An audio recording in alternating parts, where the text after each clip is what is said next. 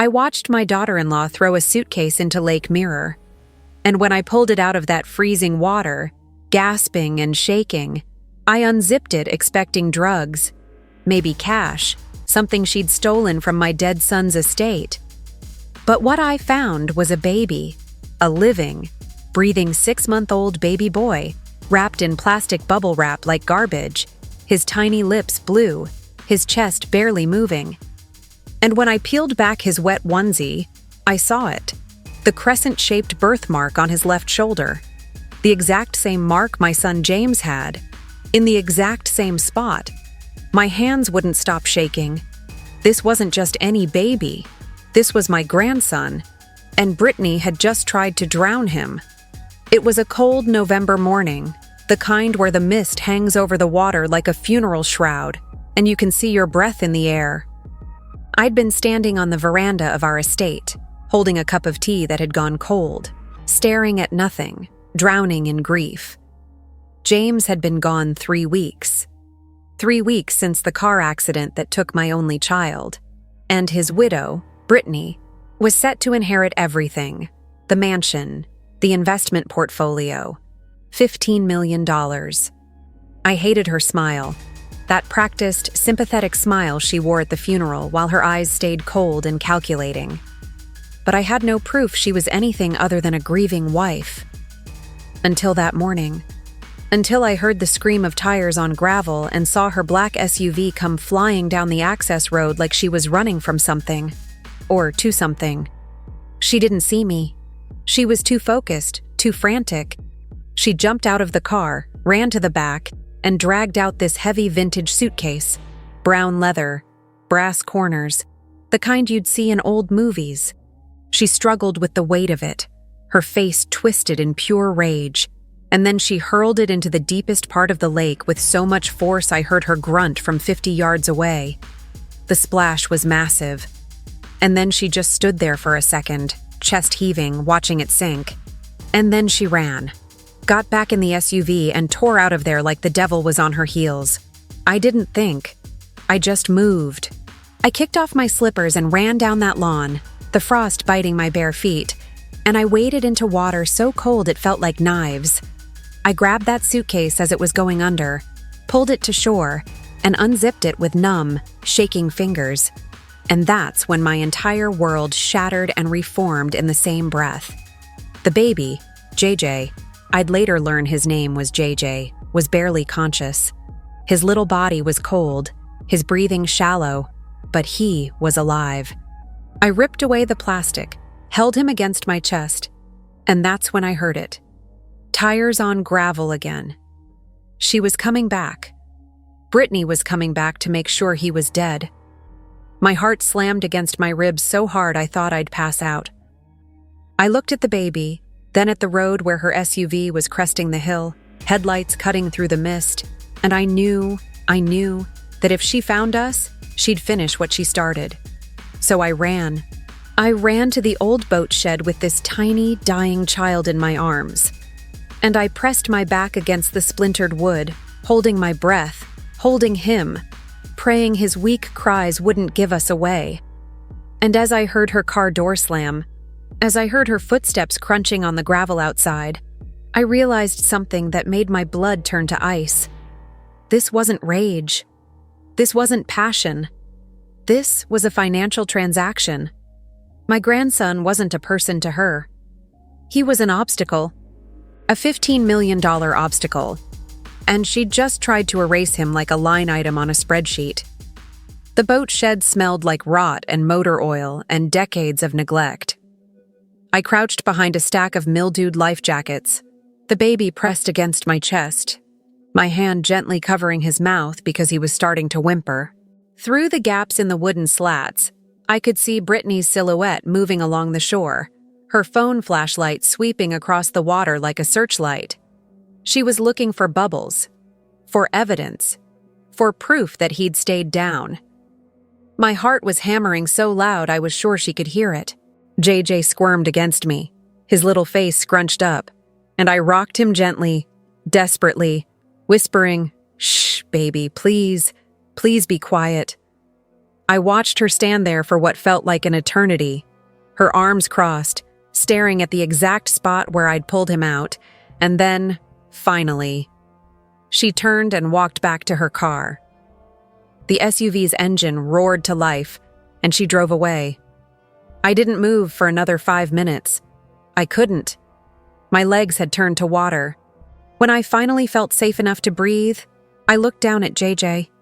His skin was still too pale, his lips faintly blue, and when I touched his forehead, he was burning up. Fever. Oh God, he had a fever.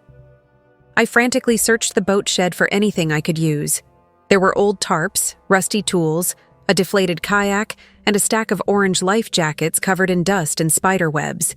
I laid 2 jackets flat on the ground, placed JJ on top of them as gently as I could, and used a 3rd one as a blanket.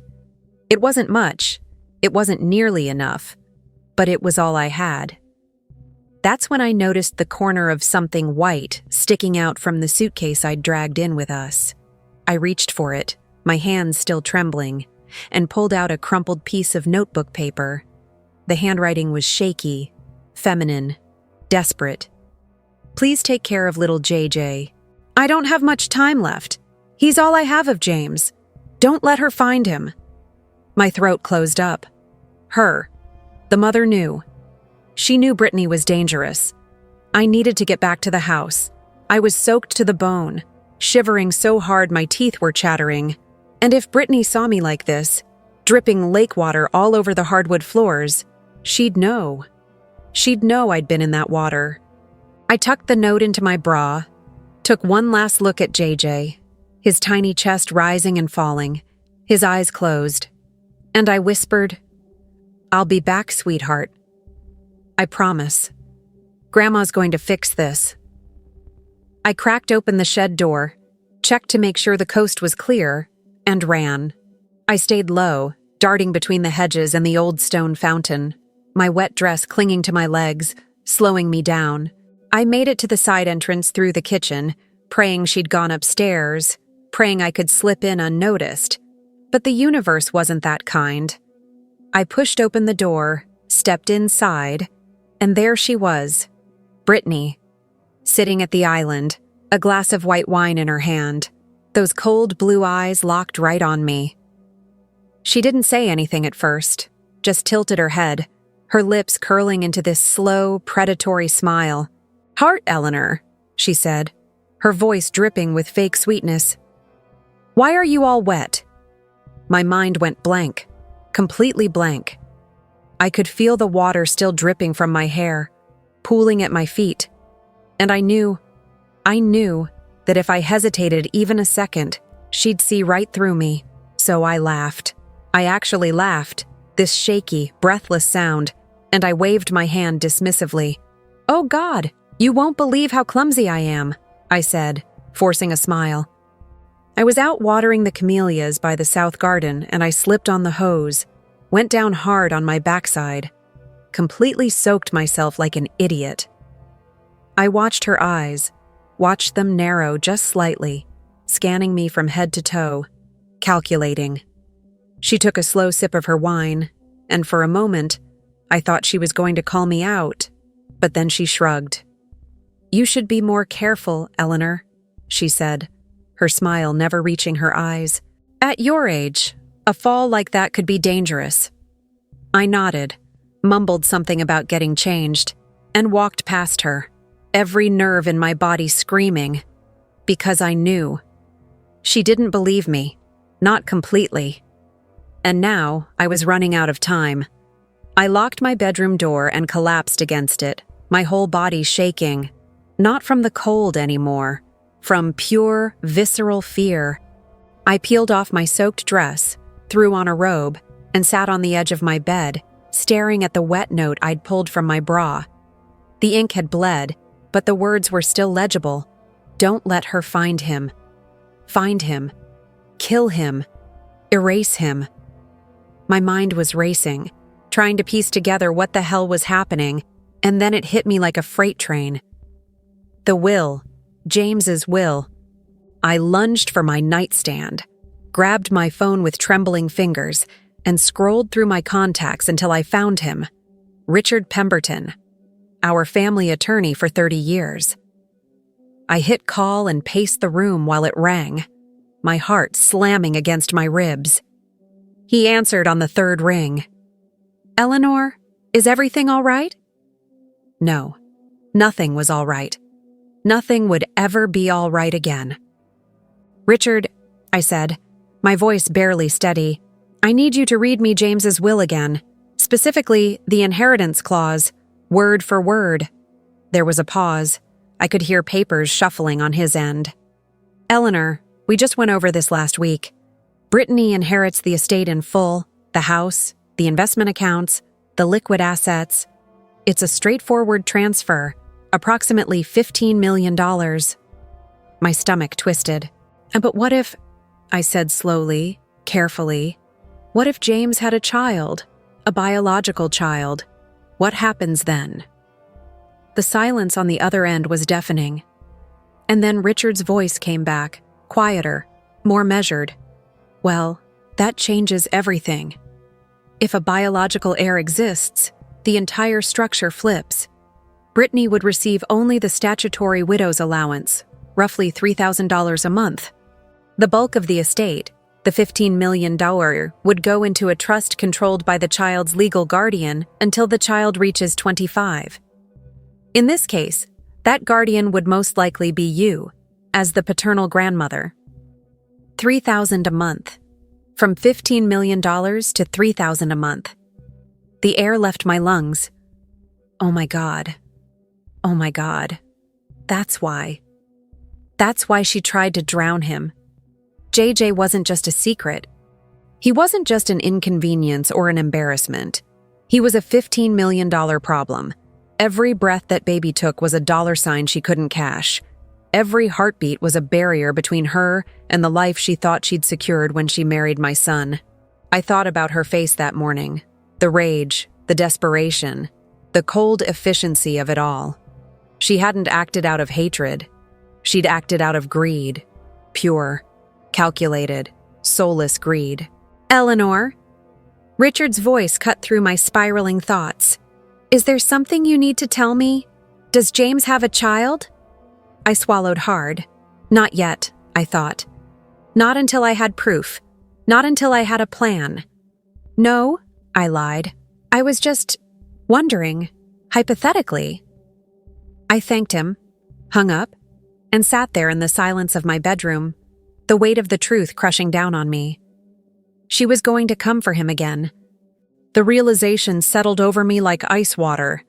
As long as JJ was alive, Brittany's $15 million was out of reach. She'd tried once and failed, but she didn't know that. She thought he was at the bottom of Lake Mirror, weighted down by that suitcase, his tiny body decomposing in the dark. She thought she'd won. But the second she found out he was alive, the second she realized I knew, she wouldn't hesitate. She'd kill him, and she'd kill me too if I got in her way. I thought about that wine she'd been drinking in the kitchen, the way she'd looked at me, that calculating smile. How long had she been planning this? How long had she known about JJ? And more importantly, how the hell was I going to keep him alive long enough to expose her? I didn't have answers, not yet. But I knew one thing with absolute certainty. I wasn't going to let her win. That baby in the boat shed, with my son's eyes and my son's birthmark, was the last piece of James I had left in this world. And I'd die before I let her take him from me. I stood up, walked to the window, and looked out at the estate. The sun was starting to break through the clouds, casting long shadows across the lawn. Somewhere out there, in that rotting boat shed, my grandson was lying on a pile of life jackets, cold and sick and alone. And somewhere in this house, a murderer was drinking wine and planning her next move. The playing field had never been more uneven. She was younger, stronger, and she had nothing to lose. But she'd made one critical mistake. She'd underestimated me.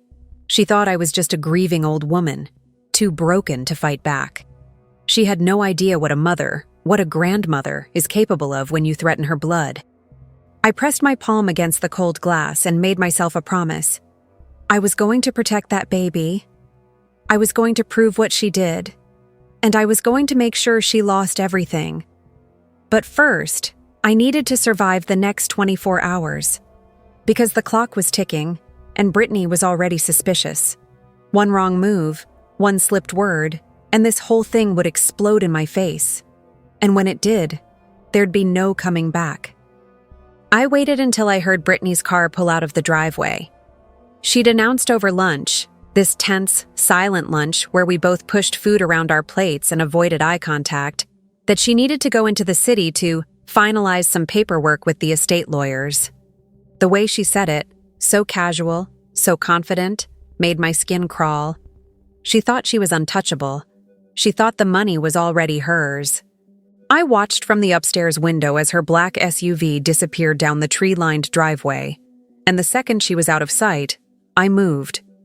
I had maybe 2 hours, 3 if I was lucky, and I needed answers. I needed to understand how we'd gotten here, how my son, my careful, methodical James, had hidden an entire child from me. And more importantly, how Brittany had found out. James's office was on the 2nd floor, at the end of the east wing. I hadn't been inside since he died. Couldn't bring myself to. But now I stood in the doorway, my hand on the brass knob, and I forced myself to turn it. The room still smelled like him, leather and cedar and that expensive cologne he wore. His desk was exactly how he'd left it, papers stacked neatly, pens lined up like soldiers. It felt wrong being in here, like I was violating something sacred. But I didn't have time for sentiment. I started searching. Drawers, file cabinets, bookshelves. I didn't even know what I was looking for. A birth certificate, hospital records, some kind of proof that JJ existed. My hands were shaking as I rifled through folders, and I was starting to lose hope when my fingers brushed against something odd. The bottom drawer of his desk. It felt wrong, too shallow.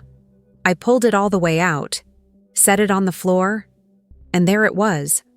A false bottom. A hidden compartment. And inside, wrapped in a leather pouch, was a cell phone. Not his regular phone. A burner. One of those cheap prepaid phones you buy at gas stations when you don't want to be traced. My heart was pounding as I powered it on, praying the battery still had juice. It did.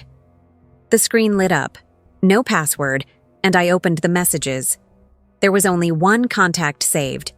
L. The conversation history made my chest tighten. Months of messages. Intimate messages. I can't stop thinking about you. I wish things had been different. You were always the one, James. And then, more recently, the tone shifted. Desperate. Frantic. I'm sick, James. Stage 4. I don't have long. Please, I need to see you. I need to talk about our son. Our son. Oh God. Elle was JJ's mother. James had gotten back in touch with an ex, someone from before Brittany, someone he'd clearly never stopped loving, and she'd been dying. She'd reached out to him because of their child, a child James had apparently known about. I scrolled down, my hands trembling, and I found the last message. It was dated 3 days ago, the day before Brittany supposedly threw JJ in the lake. I'm bringing him to you tomorrow morning, early 6 a.m. I'll leave him at the gate. Please, James. Promise me you'll love him the way I loved you. Promise me you'll protect him from her. Her. Even dying, even desperate, Elle knew. She knew Brittany was dangerous. But James never got that message. James had been dead for 3 weeks by the time she sent it, which meant, oh God, which meant Brittany had his phone. Brittany had intercepted that message. I could see it playing out in my mind like a horror movie.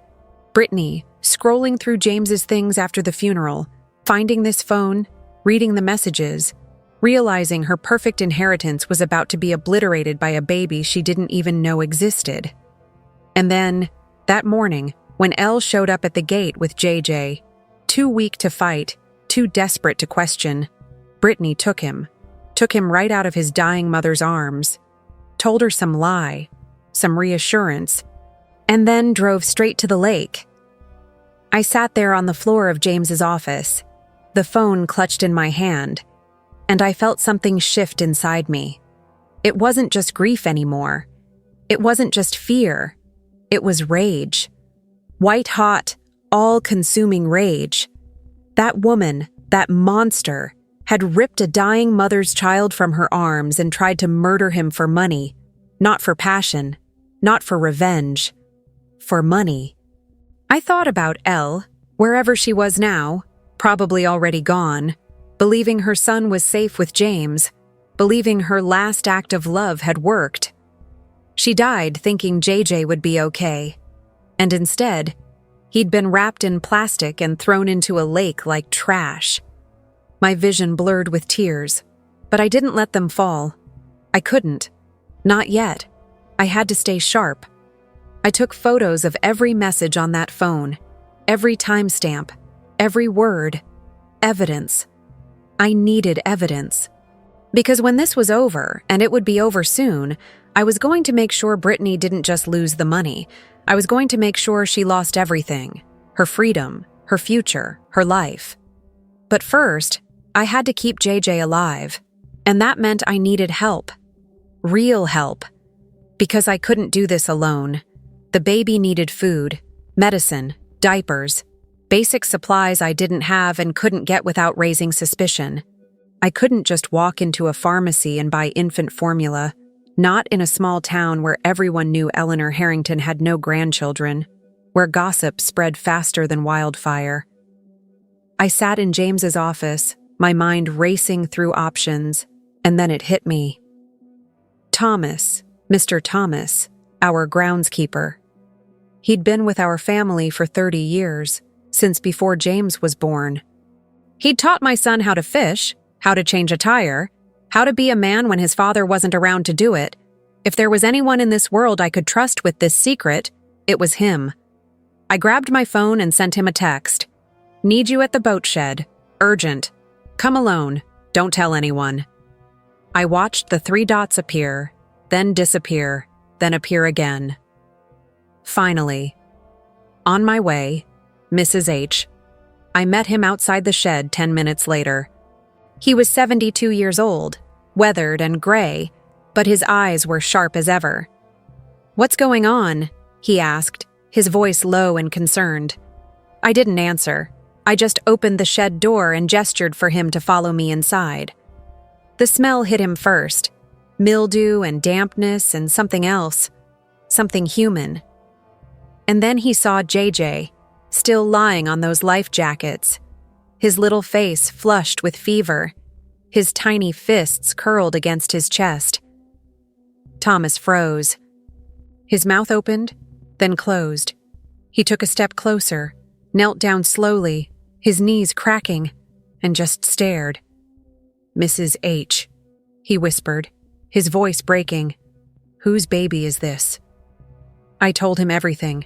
The suitcase, the lake, the birthmark, the messages on James's phone, Brittany's plan, every awful, impossible detail. And when I finished, Thomas reached out with one gnarled, dirt-stained hand and gently touched JJ's cheek. The baby stirred, his eyes fluttering open for just a second, and Thomas made a sound, this choked, broken sound. "He's got Mr. James's eyes," he said, tears streaming down his face. "Oh God, he's got his eyes." "I need your help," I said, my voice urgent. "I can't leave the estate without her noticing. But he needs formula, diapers, baby Tylenol. He's burning up. Thomas. He's sick and I don't know what to do." Thomas wiped his face with the back of his hand and nodded. "I'll go. I'll drive 2 towns over, pay cash, no questions." He stood up, his jaw set with determination, and I wanted to hug him, but there wasn't time. "Be careful," I said. "If she finds out?" "She won't," he interrupted. "I've been invisible to people like her my whole life. She doesn't even look at me." He was right. Brittany barely acknowledged the staff. To her, Thomas was just part of the scenery, like the hedges or the fountain. He squeezed my shoulder once, gave JJ one last long look, and then he was gone. I stayed with the baby, wiping his forehead with the edge of my sleeve, whispering promises I wasn't sure I could keep. An hour passed, then 90 minutes. My anxiety was spiraling. What if he got stopped? What if someone asked questions? What if Brittany came back early and saw him leaving with shopping bags? And then, like my worst nightmare coming true, I heard it. Voices. Outside the shed, Thomas's gruff baritone and another voice, higher, sharper, dripping with suspicion. Brittany. Oh God, no. I pressed myself against the wall, my heart trying to break through my ribs, and I peeked through a gap in the wood. Thomas was standing by his truck, holding 2 large shopping bags, and Brittany was right in front of him, arms crossed, that predatory smile on her face. What's in the bags, Thomas?" she asked, her tone sickeningly sweet. I watched Thomas's face. He didn't even flinch. "Orchid nutrients, ma'am," he said, his voice flat and bored. "Special blend from the garden center 2 counties over. Mrs. Harrington wants the greenhouse orchids looking perfect for the estate appraisal." Brittany's eyes narrowed. She reached for one of the bags. "Mind if I take a look?" Time stopped. I couldn't breathe. Thomas held the bag out to her without hesitation. "Go right ahead, ma'am. Just don't spill it. The powder's expensive." She opened the bag, and I saw her expression shift, confusion, then annoyance. Whatever was on top, whatever Thomas had strategically placed there, sold the lie. She shoved the bag back at him. "Fine. Just make sure those orchids are actually worth the money." She turned on her heel and walked away, and Thomas didn't move until her SUV was gone. Only then did his shoulders sag. I burst out of the shed the second the coast was clear. Thomas handed me the bags, and inside, hidden under a layer of actual gardening supplies, was everything. Formula, bottles, diapers, medicine, even a soft blue blanket. "You brilliant, brilliant man," I whispered, my voice shaking. He just shook his head. "She's going to kill that baby if she finds him, Mrs. H. You know that, right?" I nodded. I knew. I knew it with every fiber of my being. "So what's the plan?" he asked. I looked back at the shed, then up at the main house where Brittany was probably pouring herself another glass of wine, celebrating her almost perfect crime. "We keep him alive," I said. "We gather evidence, and in 48 hours, at the will reading, we destroy her." Thomas studied my face for a long moment, then nodded slowly. "I'm with you, whatever you need." I wanted to cry. I wanted to fall apart, but I couldn't. Not yet, because the hardest part was still ahead. I had to keep playing the grieving, docile mother-in-law while hiding a baby from a murderer.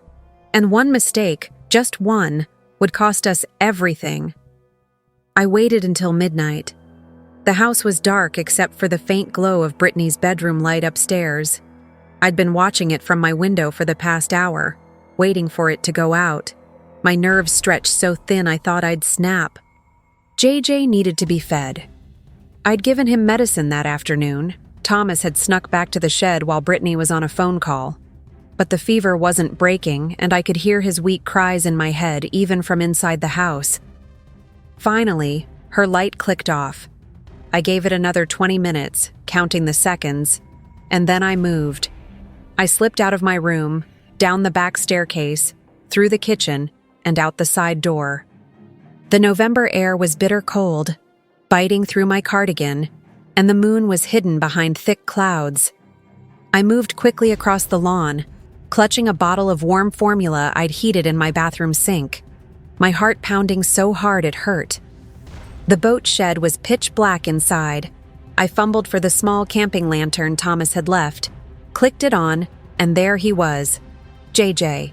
His little face was flushed, his breathing raspy, and when I picked him up, he felt like he was on fire. "Oh, sweetheart," I whispered, cradling him against my chest. I know it hurts. I sat down on an overturned crate, positioned him carefully, and brought the bottle to his lips. He latched on weakly, his tiny hands barely gripping, and I watched him drink with tears streaming down my face. This was my grandson, my blood, and he was suffering because of greed, because of money, because his existence was inconvenient to a woman who saw him as nothing more than a financial obstacle. I was so lost in that moment, so focused on him that I almost didn't hear it. The sound, a sharp, piercing cry that cut through the night. JJ's body tensed in my arms and he let out a wail, loud, desperate, the kind of cry that carries. My blood turned to ice. I yanked the bottle away, pulled him against my shoulder, and covered his mouth gently with my hand, whispering frantically, "Shh, baby, please, please be quiet, please." But it was too late. Through the gaps in the shed wall, I saw it. A light, flickering across the lawn, coming from the main house, and then I saw her. Brittany, silhouetted in her bedroom window, standing perfectly still, staring out into the darkness, staring toward the shed. Oh God. Oh God, she heard him. I killed the lantern, plunging us into absolute darkness, and pressed my back against the wall, my hand still gently over JJ's mouth, my own breath coming in short, panicked gasps.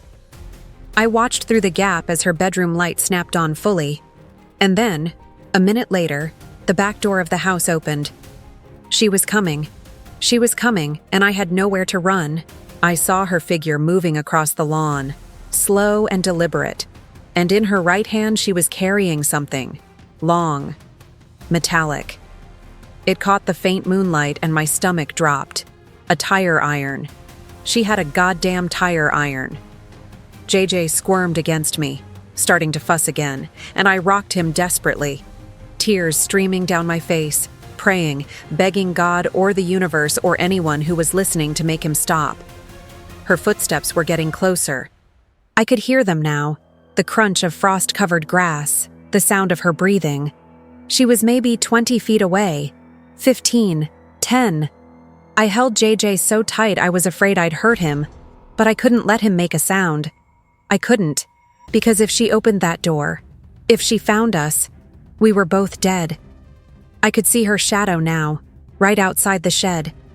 She was standing at the door. Her hand was on the handle. I closed my eyes, held my breath, and waited for the end. And then, crash. The sound of metal clattering, followed by angry hissing and screeching. My eyes flew open. Through the gap, I saw a raccoon, fat and furious, standing on top of the garbage cans by the side of the shed. It must have knocked them over. Brittany spun toward the noise, her tire iron raised, and she let out a string of curses that would make a sailor blush. "Fucking animals!" she spat, kicking at the garbage can. The raccoon hissed again and scurried off into the trees. She stood there for another moment, her shoulders tense, scanning the area with her phone's flashlight. The beam swept across the shed door, right where I was hiding, and I swear my heart stopped. But she didn't open it. She just muttered something under her breath, turned around, and started walking back toward the house. I didn't move, didn't breathe, didn't blink. I watched her climb the porch steps, go inside, and close the door behind her. And only then, only when I saw her bedroom light turn off again, did I allow myself to collapse. I sank to the floor, JJ still clutched against my chest, and I sobbed silently into his blanket.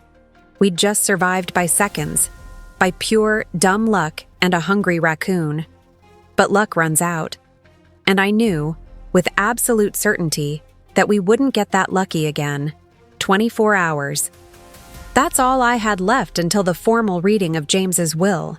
24 hours until Richard Pemberton would sit us down in his mahogany-paneled office and ask if either party had knowledge of any biological heirs. 24 hours until I could end this nightmare. But Brittany was getting impatient. I could see it in the way she moved through the house, restless, agitated, checking her phone every 5 minutes like she was waiting for confirmation of something. Maybe she'd hired a diver to search the lake. Maybe she was just paranoid. Either way, the air between us had turned toxic. We were two actresses playing roles we both knew were fake, and the tension was suffocating. That afternoon, she cornered me in the sunroom. "Eleanor," she said, her voice dripping with synthetic concern, "you look exhausted. This whole process has been so hard on you." She was holding a tray with 2 teacups, steam rising from both, and she set one down in front of me on the wicker table. "I made us some chamomile to help you relax before tomorrow's appointment." I looked at the cup, delicate porcelain, hand-painted roses, one of the good china pieces from my wedding set. The tea was pale yellow, innocent-looking, but something in my gut twisted. The way she was watching me, too intently, too eagerly, made every nerve in my body scream danger. "That's very thoughtful," I said carefully, wrapping my hands around the cup but not lifting it. The heat seeped into my palms. She sat down across from me, picked up her own cup, and took a small sip.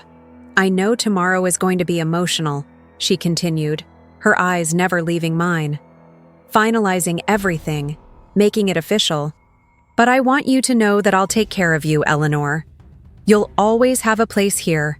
Your family." Family. The word made me want to vomit. I brought the cup to my lips, tilted it slightly, but I didn't drink. Instead, I inhaled. And there it was, underneath the chamomile, underneath the honey she'd added to mask it. Something sharp, chemical, bitter. My blood ran cold. I'd smelled that scent before, years ago, when James was in high school and got into his chemistry phase. He'd shown me different compounds, explained what they did. And this smell, oh God, this smell, it was almonds. Bitter almonds. Cyanide. She'd poisoned the tea. I kept the cup at my lips, faking a sip. And when Brittany glanced down at her phone for just a second, I tilted my wrist and poured the entire cup into the potted fern beside my chair. The liquid disappeared into the soil, silent and damning. I set the empty cup down and forced a smile. "That was lovely," I said, my voice steady despite the terror coursing through me. "I do feel more relaxed already." Brittany looked at me, then at the empty cup, and something flickered in her eyes. Satisfaction. She thought she'd won. She actually thought she'd won. "I'm so glad," she said, leaning back in her chair, visibly relaxing. "You know, Eleanor, I think after tomorrow, after everything is settled, you should consider moving into one of those lovely senior communities, somewhere with nurses on staff, where you don't have to worry about taking care of this big house all alone." She was already planning my funeral, planning how to explain my sudden, tragic death, natural causes, of course, an old woman succumbing to grief and stress.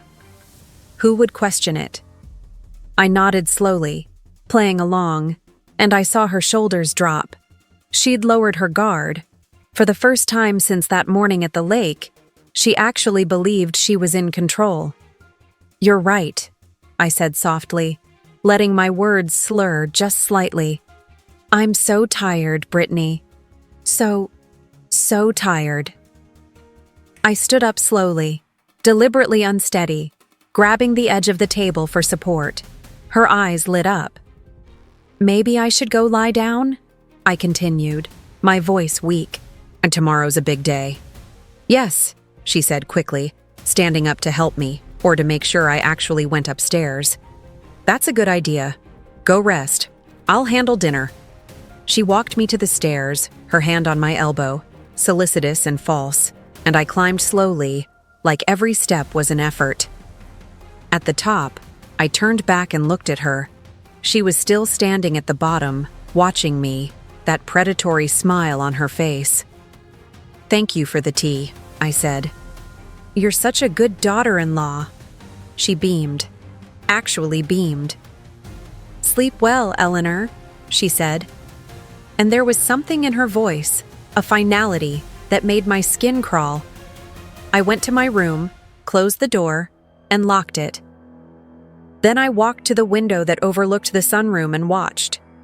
5 minutes passed. 10. And then Brittany came back into the sunroom, picked up my empty teacup, examined it closely, and smiled. She walked over to the fern, the one I'd dumped the tea into, and she knelt down beside it. She reached out and touched one of the leaves, already starting to curl and brown at the edges. And then she laughed. This quiet, satisfied laugh. She'd tested it. The poison was real, and in her mind, I'd just drunk every drop. I stepped back from the window, my hands shaking, and I made a decision. Tomorrow, at that will reading, I wasn't just going to expose her for trying to kill JJ. I was going to expose her for trying to kill me, and I was going to watch her world burn. I didn't sleep that night. How could I? Every creak of the house, every whisper of wind against the windows felt like a threat. I sat in my locked bedroom with a chair wedged under the doorknob, my phone in one hand and a letter opener in the other. Ridiculous, I know, but it was all I had. At some point around 3 a.m., I heard her footsteps in the hallway. Slow, deliberate steps that stopped right outside my door. The handle turned, once, twice, testing. I held my breath, my knuckles white around that pathetic little blade, and waited. After what felt like an eternity, she moved on. When the sun finally came up, painting the sky in shades of gray and pink, I was still sitting there, exhausted but alive. Today was the day. Today, this ended. I took a shower, put on my black Chanel suit, the one I'd worn to James's funeral, and applied makeup carefully to hide the dark circles under my eyes. When I looked in the mirror, I barely recognized myself. I looked like a woman who'd given up. Perfect. Brittany was already downstairs when I came down, dressed in a cream-colored dress that probably cost more than most people's cars, her hair and makeup flawless. She looked like she was going to accept an award, not finalize a dead man's estate. "Good morning, Eleanor," she said brightly, pouring herself coffee. "Did you sleep well?" I nodded slowly, moving carefully, like I was in pain.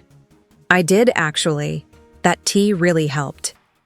The lie tasted bitter on my tongue, but I forced a weak smile. She studied me for a moment, and I saw it, that flash of triumph in her eyes. She thought I was dying. Thought the poison was working its way through my system, that I'd collapse before we even made it to the lawyer's office. "We should leave soon," she said, glancing at her watch. "The appointment's at 10 a.m. sharp." I nodded again, docile, defeated. Inside, my heart was racing. I'd already texted Thomas that morning with 3 simple words: "Bring the package." He knew what I meant. Everything was in motion. I just had to survive the next hour. The drive into town was excruciating. Brittany drove, her fingers drumming on the steering wheel, humming along to the radio like this was just another Tuesday. I sat in the passenger seat, staring out the window, and she kept glancing at me, waiting for me to clutch my chest, to gasp, to show signs of distress. But I just sat there, still and silent, and I could see her confusion growing. "Are you feeling all right, Eleanor?" she asked, her tone just a little too sharp. "You look pale." I turned to her slowly. "I'm fine," I said softly. "Just ready for this to be over." She smiled, but it didn't reach her eyes. "It will be, very soon, and then you can rest, really rest." Translation: then you can die. We pulled up to Richard Pemberton's office, a restored Victorian on Main Street with brass plaques and perfectly manicured hedges. Brittany practically bounced out of the car. I moved slower, deliberately, letting her help me up the steps, playing the part. We were ushered into the conference room, all dark wood and leather chairs and law books lining the walls. Richard was already there, files spread out in front of him, looking every bit the serious family attorney. "Ladies," he said, standing to greet us. "Please, have a seat." Brittany sat down, crossed her legs, and I could see her practically vibrating with anticipation. This was it. This was her moment. Richard cleared his throat and began, "We're here today for the formal reading and execution of James Harrington's last will and testament. As you both know, the estate is valued at approximately $15 million in total assets, including property, investments, and liquid funds." Brittany leaned forward slightly. Richard continued. "According to the terms laid out by Mr. Harrington, the full estate transfers to his surviving spouse, Brittany Harrington, provided there are no biological heirs." He paused, looked up at both of us over his reading glasses. "Before we proceed with the transfer, I'm required by law to ask, do either of you have knowledge of any biological children fathered by James Harrington?" The room went silent. I could hear the clock ticking on the wall, the sound of traffic outside, my own heartbeat thundering in my ears. Brittany laughed. Actually laughed. "No," she said, her voice light and airy. "There are no children. James and I talked about having kids someday, but—" She trailed off, putting on a sad face. "It never happened. The money is mine." She said it with such confidence, such absolute certainty. She really believed she'd gotten away with it. Richard looked at me. "Eleanor, do you have any knowledge of heirs?" I opened my mouth to speak, and that's when I heard it. The sound of the outer office door opening. Footsteps in the hallway, and then the conference room door swung open, and there he was, Mr. Thomas, standing in the doorway, holding JJ in his arms. The baby was clean, dressed in a little blue outfit, his dark eyes wide and curious. And Brittany's face, oh God, her face, went from confusion to recognition to absolute horror in the span of 3 seconds. Brittany shot out of her chair so fast it toppled backward and crashed to the floor. The sound echoed through the conference room like a gunshot. "No," she whispered, her face draining of all color. "No, that's not possible. That's impossible." Her eyes were locked on JJ, wild and desperate, and I watched her hands start to shake. Thomas stepped fully into the room, closing the door behind him with a quiet click, and he walked over to stand beside me. The baby made a small cooing sound, reaching for the air with his tiny fists, completely oblivious to the bomb he'd just detonated. Richard stood up slowly, his expression shifting from confusion to sharp professional focus. "Mrs. Harrington," he said carefully, "would you like to explain your reaction?" Brittany's mouth opened and closed like a fish drowning on land.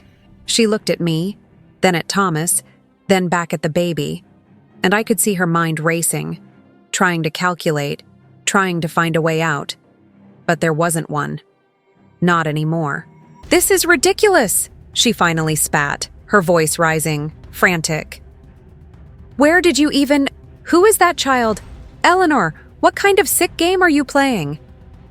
I stood up slowly, calmly, and walked over to Thomas. I took JJ from his arms, cradling my grandson against my chest, and I felt his warmth, his weight, his realness. This was what she'd tried to erase. This innocent, perfect child.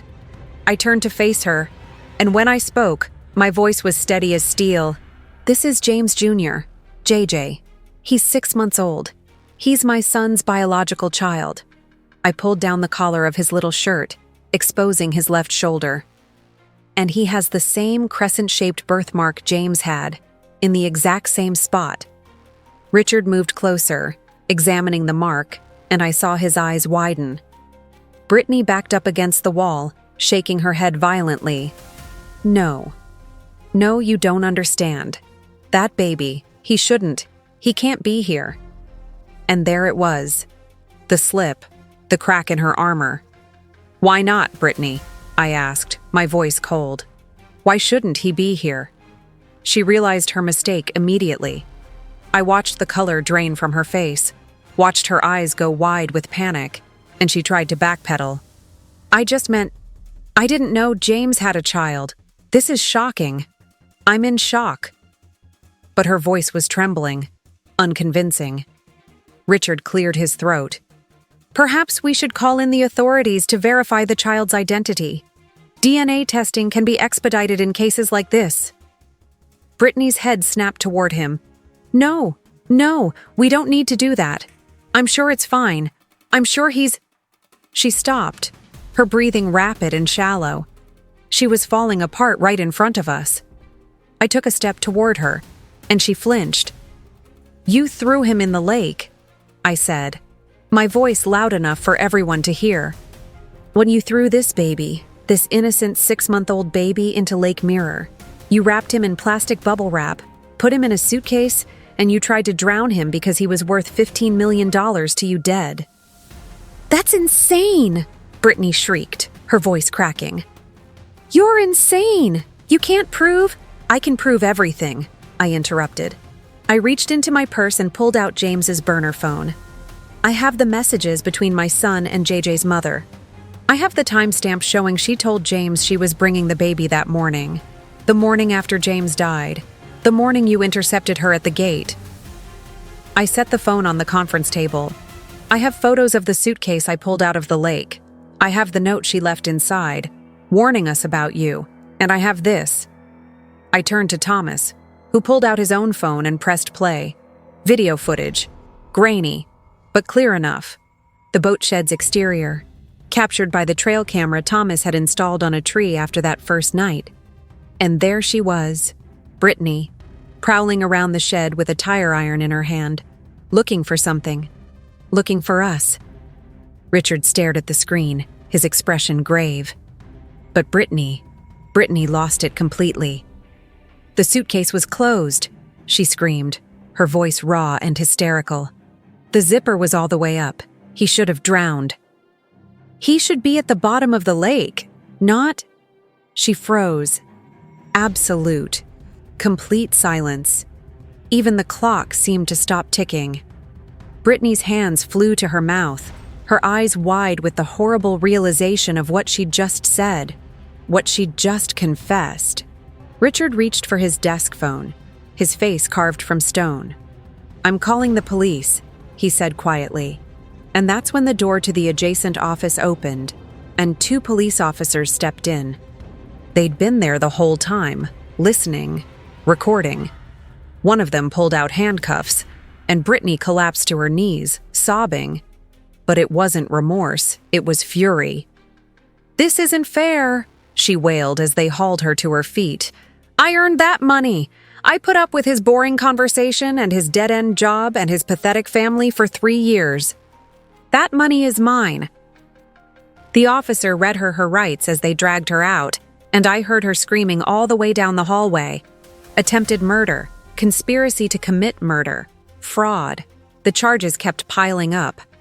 And then the building was quiet again.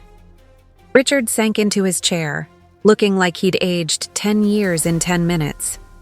Eleanor, he said softly. I'm so sorry. I had no idea. I looked down at JJ, who was staring up at me with those big brown eyes, James's eyes, and I felt something break open in my chest. Relief, grief, exhaustion, love. She tried to poison me yesterday, I said, my voice barely above a whisper. She put cyanide in my tea. The fern in my sunroom is dead because I poured it out when she wasn't looking. Richard's face went pale. We'll add that to the charges. Eleanor, I promise you, she's never getting out. Not after this. I nodded. I believed him. But more than that, I believed in the weight of the child in my arms. This baby, this miracle, had survived being thrown into a lake, hidden in a rotting boat shed, hunted by a murderer. And now he was safe. Now he was home. Thomas put a hand on my shoulder and squeezed gently. You did it, Mrs. H., he said, his voice thick with emotion. You saved him.